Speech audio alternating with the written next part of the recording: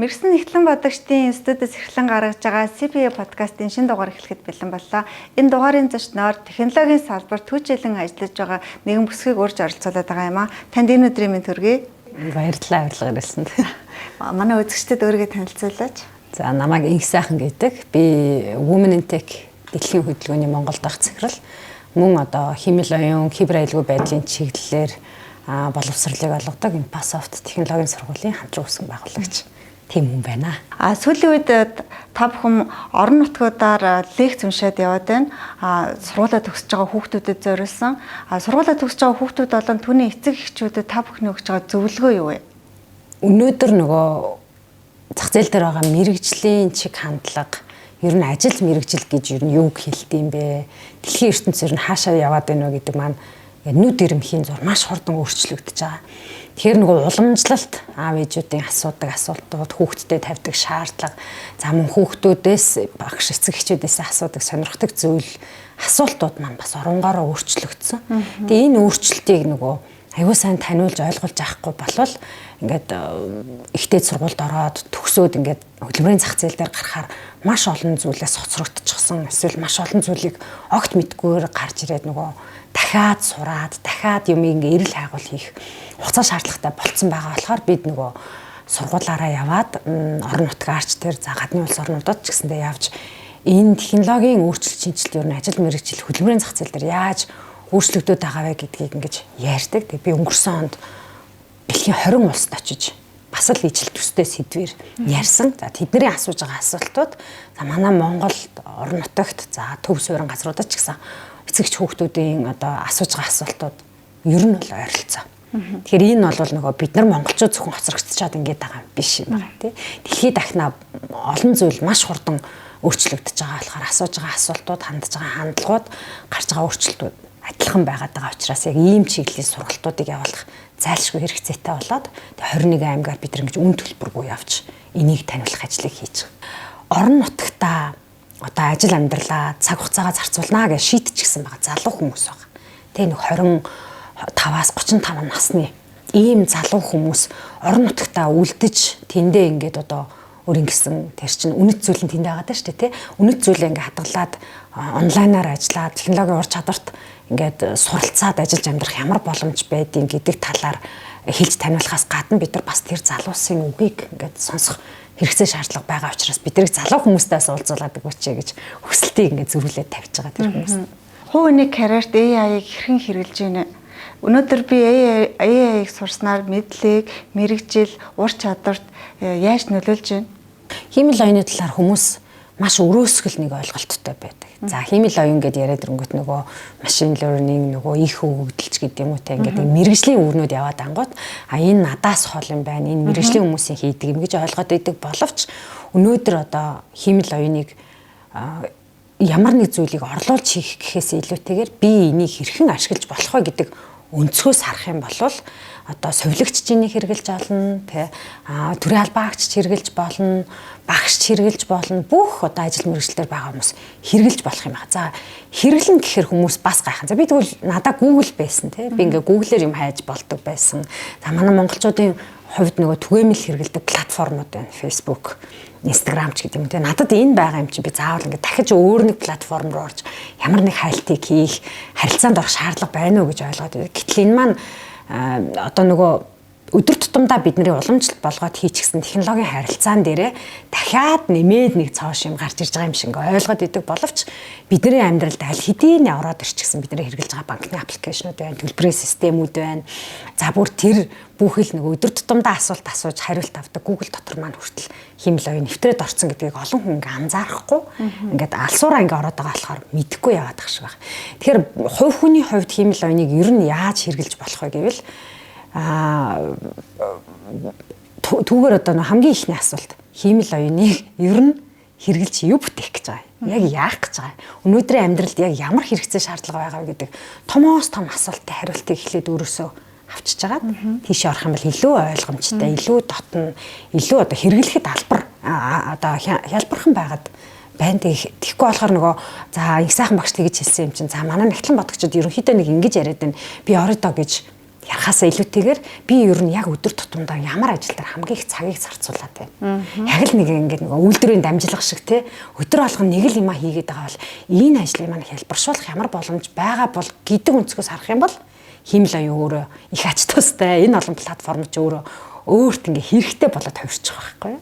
Би одоо нэг юм контент хийх гэсэн юм ямар платформ хэрэглэх вэ? За эсвэл би нэг англи хэл сурах гэдэг юм ямар платформ хэрэглэх вэ гэд надаас нэг юм платформын нэр асуугаад байдаг байхгүй юу?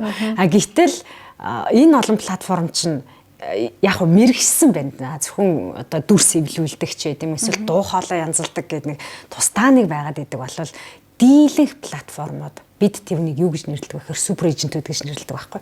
Дийлэнх платформод бидний нөгөө хүсэж байгаа ойр зургийн юмнууд чинь нэг талбар дээр авчирсан тайл хэдийний тавьчихсан байгаа байхгүй.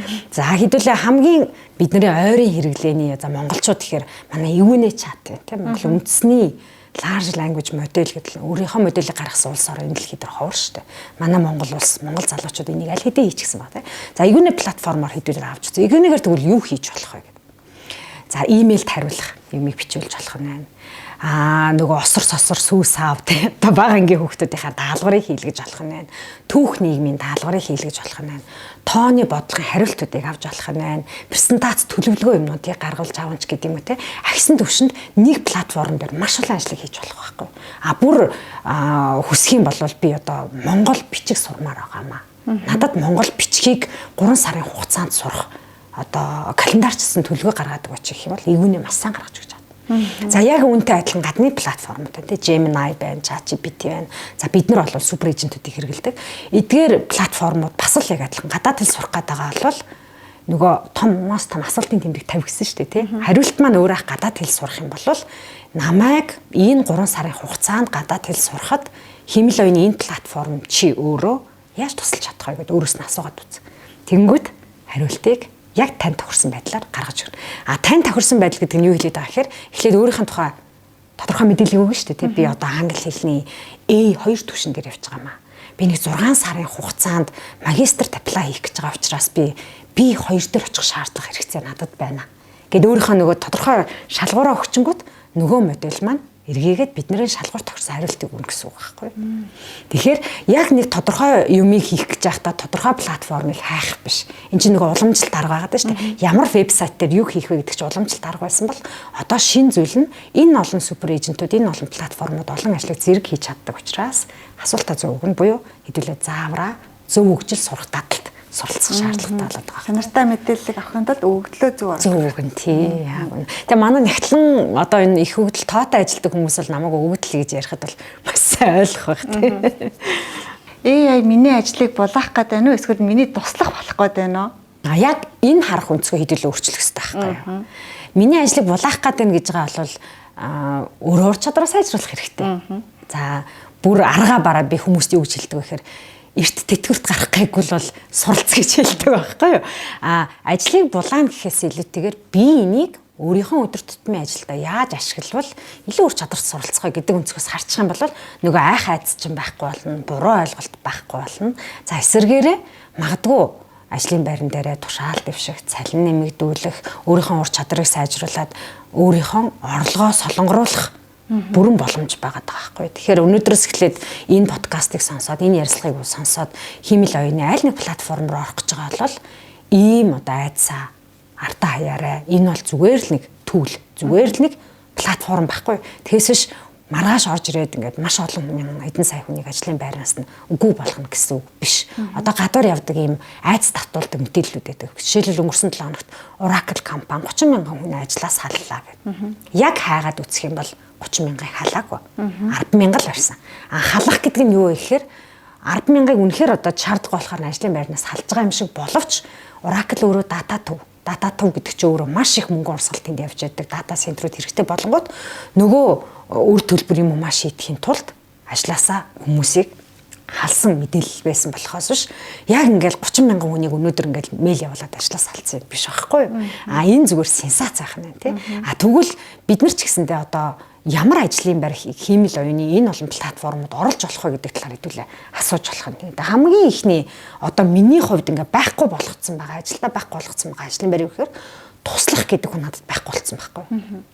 Тэр хин нэгэн хүүхэд сургуулаа төгсчөөд ингэ сайхан багшийн туслах болно доо гэж бодож явж исэн бол одоо надад тийм хүн хэрэггүй болцсон байх нь. Юу оронд надад байна вэ гэхээр надад нөгөө хэлээд байгаа супер эйжент үуч миний бүрэн туслах болцсон. Миний өмнөөс Монголд өнөөдөр дуудлага хийхээс бусад бүх ажлыг платформод хийгээд эхэлсэн байхгүй. Гэхдээ тэрий чинь би ингээл нэг өдөр нэг охин ажиллаа салангуудаа маргааш навцсан юм биш байх нь тий. Тэрий чинь сургана, өөрийнхөө тухайн мэдээллийг өгнө, өөртөө тохирсон байдлаар ажиллах тэр процессыг модель битээр бүтэн сарын турш үзэлцэж намайг ойлгодог, миний хэлээр ярьдаг. Одоо ядчил одоо цахим орчинд пост оруулахад эможиг өөрөө ингээд олоод тавьчихдаг. Тийм болохын тулд тэр чинь би бүтэн сар ингээд сургаж штэ тий. Тэгэхээр ажлын байран дээр гарч ирж байгаа хүмүүс химэл оюун миний ажлын байрыг булаачихгүй гэж бодохын оронд миний өдөр тутамдаа хийгээд байгаа ямар таскыг буюу даалгаврыг энэ хийгээд байна гэдгийг л ойлгочих юм бол түүгээр өөрөө таскаа хийлгээд даалгавраа хийлгээд үлдсэн цаг хугацаагаа хэрэгтэй зүйлдээ зарцуулах хэрэгтэй болоод шүү дээ тий. Өөрөөр хэлбэл AI-ийн өгөгдөлтөө миний характер, ажлын онцлог зэргийг оруулвал яг надад зориулсан AI ажиллагаа тийм үү? Энэ нь одоо байгууллагууд ч гэсэн яг байгууллага тохирсон модулууд ажиллаж эхэлж байна. За зөвхөн одоо нэг том байгууллага дотор салбар газрууд байгаа тийм. Зөвхөн тэр газар тохирсон модель ажиллаж эхэлж байна. За баг хамт олон дотор нэг 10 хүнтэй баг дотор тохирсон модельүүд ажиллана. За надад тохирсон модель ажиллана гэсэн үг байхгүй. За үүнийг яагаад тэр надад тохирсон байдлаар ажиллаад байгаа гэдэг хамгийн ихний хамгийн энгийн зүйлийг хэдүүлээ ярьцгаая. Бид нар хиймэл оюуны платформ руу нэвтэрч орохдоо юугаар нэвтэрдэг вүлээ? Өөрхөн бүртгэлээр имэйл хаягаар нэвтэрч орж байгаа. За тэр имэйл хаягаар бид нар хаана бүртгэлтэй байдаг вэ? Одоо Facebook, цахим орчинд. За зарим хүмүүс бүр эмзэг нөгөө банкны мэдээлэл авдаг, мэйл хаягаар орчдог. За эсвэл цахим орчин гэдэг бол миний хувьд яг үнийг хэлэхэд маш эмзэг орчин тий. Тэр алдлаа бол тэгэл нэг хэсэгтээ ажил явахад хэцүү болцсон тийм цаг үед бид нар амьдарч байгаа шүү дээ тий. Тэгэхээр энэ одоо имэйл хаягаараа бид нар Google дээр хайлт хийд юм уу?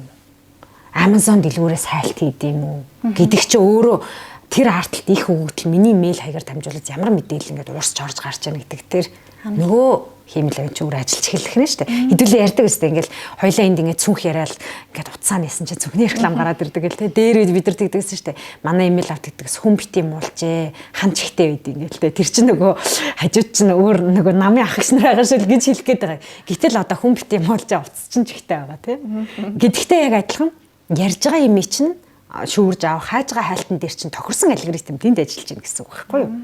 Тэгэхээр зөвхөн надад тохирсон юм гэдэг бол би мэйл хаягаараа нэвтэрч орж байгаа мөн миний асууж байгаа асуултын одоо өнгөйс харилцаж байгаа харилцаа түлхүү авж байгаа таск даалгавар өгдөл дээрээс тэр алгоритм өөрөө сурах нь. Тэгэхээр маркетинг бас өөр болж эхэлж байгаа. Өмнө нь бол хэдүүлээ маркетинг чинь 35-аас 45 насны Улаанбаатар хотод амьдардаг ерөнхийдөө кофе юу цаа юу нэвтрүүлгийг үздэг үзэгчд өдр гэж ярьдаг байсан бол одоо зөвхөн одоо их сайхан тохирсон маркетинг ч гэдэг юм уу тийм зүйл явдаг болчихсон. Энэний цаана зөвхөн нөгөө хувь хүн тохирсон алгоритм ажиллаж байгаа. Үүний цаана хиймэл оюуны маш олон модулууд платформод ажиллаж байгаа гэсэн үг. Тэгэхээр ажлыг зөвхөн өөртөө тохируулж явуулж болох нь банк хамт олондоо тохируулсан модулуудыг ажиллуулж болох нь бүхэл бүтэн төрийн байгууллага тохирсон модулийг бас ажиллуулж болно гэсэн.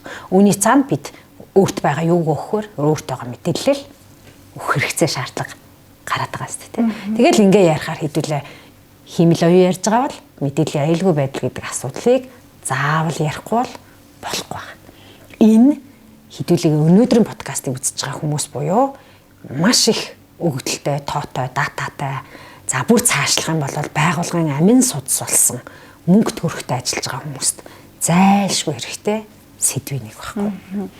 Одоо ингээд өдөр тутамдаа байнга хэрэглэнэ гэд яриад эхлэхээр энэ ер нь яас хэд хамааралтай болох эрсдэл байна уу? Байлгүй яах вэ? Одоо та нар өсвөр насны хүүхдүүдэд ингээ анзаараарай. Ингээд өмнө нь ингээд хүүхдүүд чинь IG дээр ч юм уу эсвэл Discord дээр ч юм уу эсвэл TikTok дээр аягүй их цаг өнгөрөөдөг байсан болол одоо YouTube дээр голдуу, ChatGPT дээр голдуу цаг нь өнгөрч байгаа. Энэ нөгөө юу хэлээд юм гэхээр хамааралтай болж эхэлж байна шүү дээ. Хүүхэд болго өөр өөрийн хэрэгцээгээр одоо жоохон хүүхдүүд бодол слайм яаж хийх вэ гэдэг юм уу те нэг заваа юм байдаг шүү дээ тоглолдог те тийм яаж хийх вэ за жоохон томроод ирэхээр үерхлийн тухай пранкийн тухай ч гэдэг юм уу эсвэл харилцааны тухай эсвэл боловсролын тухай эсвэл улс их орны асуудлын тухай ингээд ярилцаад эхэлчихсэн байна. Тэгэхээр энэ бол хамааралтай болж байна.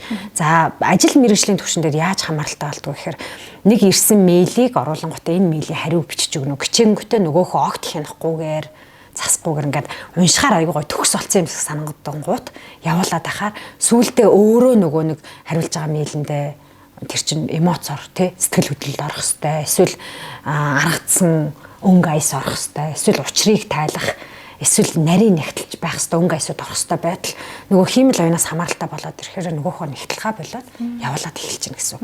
За олон нөгөө их мэдээлэлтэй юунууд байна. Даалгаврууд байна. Одоо жишээлбэл манай оюутнууд дээр их түгээмэл ажиглан даалгавраа хийгээд явуулсан байх жишээтэй тий.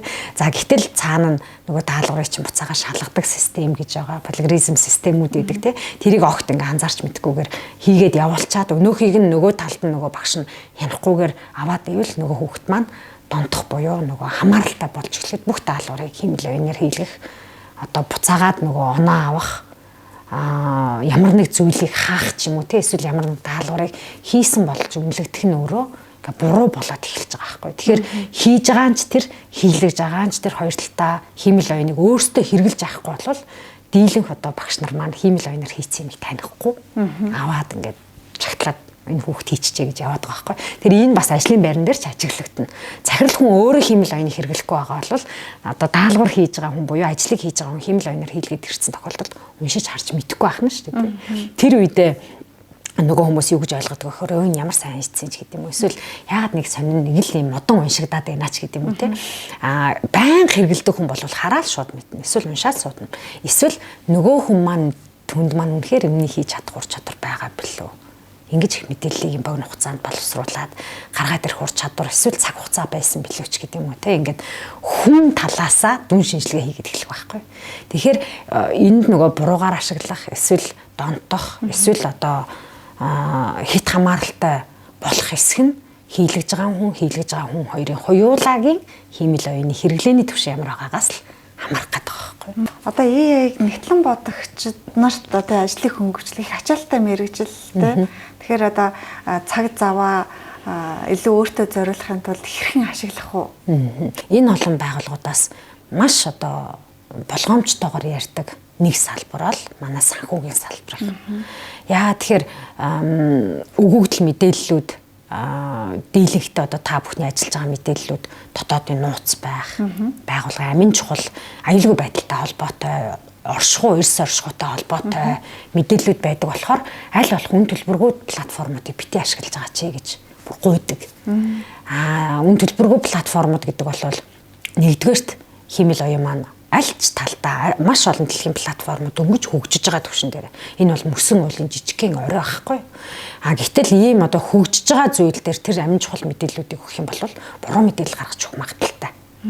За дийлэнхтэй үн төлбөргүй хөлбөрүүд ашиглаж байгаа бол халуусан нийшин буюу нөгөө гажуудуулаад аваад явах магадaltaй байгаад. Мөн одоо зөвшөөрлгүйгээр байгууллагын хувийн мэдээллийг ингэж оруулах нь өөрөө тэр өгөгдөл дата нөгөө байгууллагаасаа тэдний ингээ халиагаар авчиж байгаа учраас бусад хүмүүсийн суралцах талбар бас болоод явчих магадaltaй. Тэгэхээр санхүүгийн салбарт ажиллаж байгаа манай нэгтлэн бодогчид яг ямар ажлын үргийг хийхэд хамгийн их цаг хугацаа зарцуулаад байна гэдгээ өөрөө бодох хэрэгцээ тайлангаа гаргах юм уу?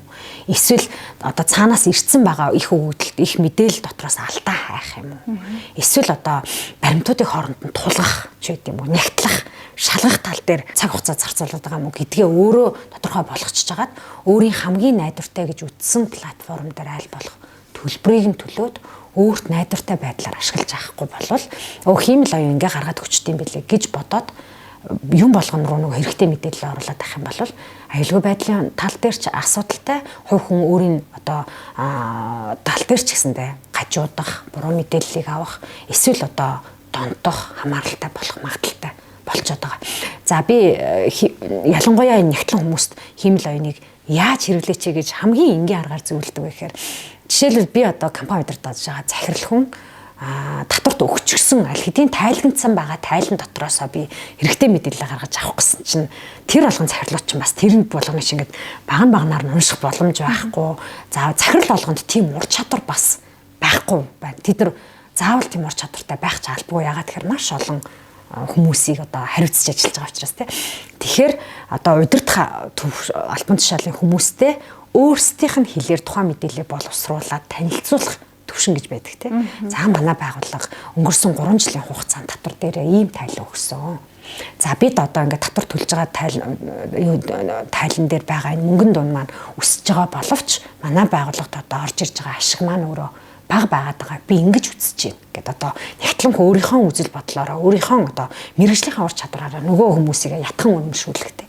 Өөрсдийнх нь хэлээр ойлгуулах гэж байгаа тохиолдолд аль хэдийн өгчгсөн байгаа тайлангаа үн төлбөртэй хувилбар дээр оруулаад за хиймэл ойны хамгийн сайн хийж чаддаг зүйл бол танаас өгсөн мэдээлэл дотроос чухал мэдээллийг боловсруулах тал дээр бол үнэхээр сайн ажиллаж байгаа.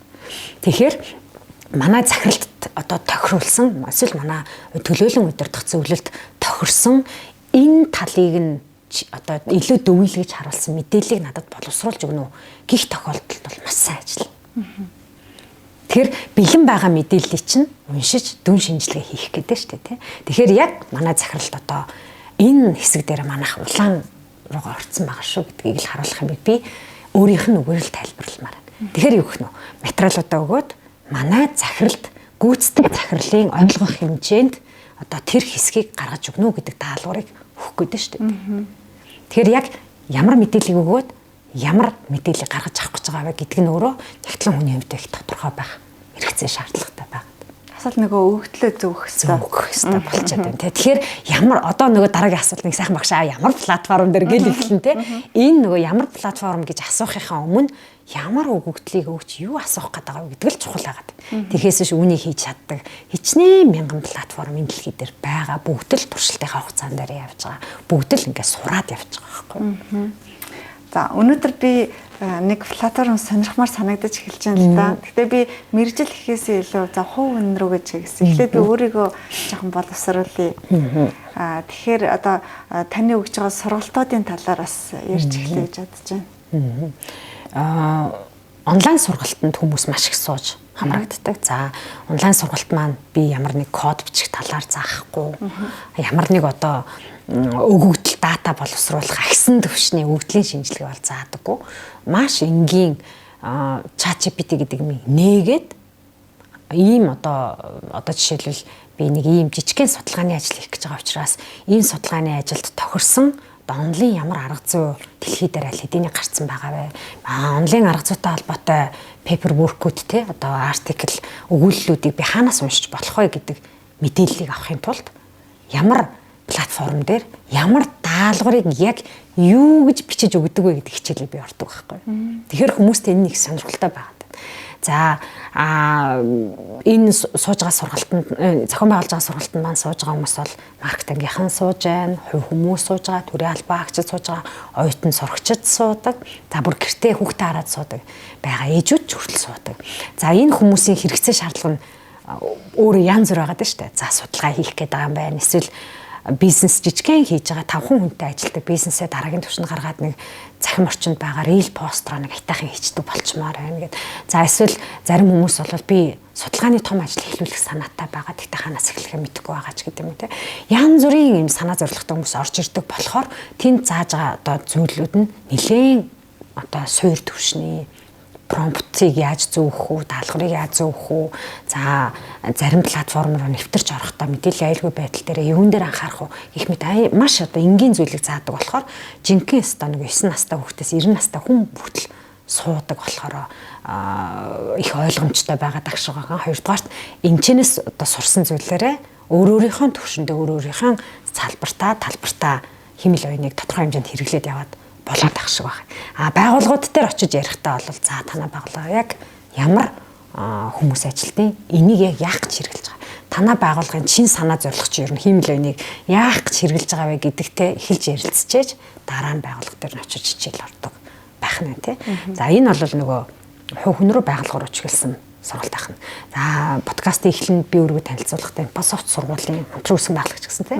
Манай сургууль болохоор Хиймэл оюуны чиглэлээр бакалаврын зэрэг олгосон буюу нөгөө 12 дугаар ангид төгсчөөд 4 жилийн бакалавраар орж ирж байгаа хүүхдүүдэд энэ чиглэлийн боловсролыг бүр суураас нь эхэлж ордог болохоор одоо хүүхдүүдээ ер нь манай хүүхэд дараагийн 20 жилд нэг санаа зовхгүй тренд болсон ажил мэргэжлэр цаашаа явхад ямар мэргэжлийг сонгох вэ гэж асууж байгаад би хариултанд нь хиймэл оюун эсвэл мэдээллийн аюулгүй байдал эсвэл програм хангамжийн чиглэлээр хүүхдүүдэд сургаарай гэж хэлэх гээд байгаа даахгүй. Тэгээд манай сургууль бол энэ чиглэлийн боловсролыг олгодог болохоор та бүхэн хүсэх юм бол Пасовт сургуулийн цахим орчинд байгаа мэдээллүүд рүү ороод эсэлтэй холбоотой асуултыг хариултыг бас авч болно. Ер нь бол одоо энэ ярианы төсөл үзэхэд AI бол миний ажлыг булаахгаагүй юм байна. Зөвхөн одоо AI-г сурахгүй бол би ажиллахад хэцүү болж байгаа үе ирээд байгаа юм байна. Тийм яг үнэ.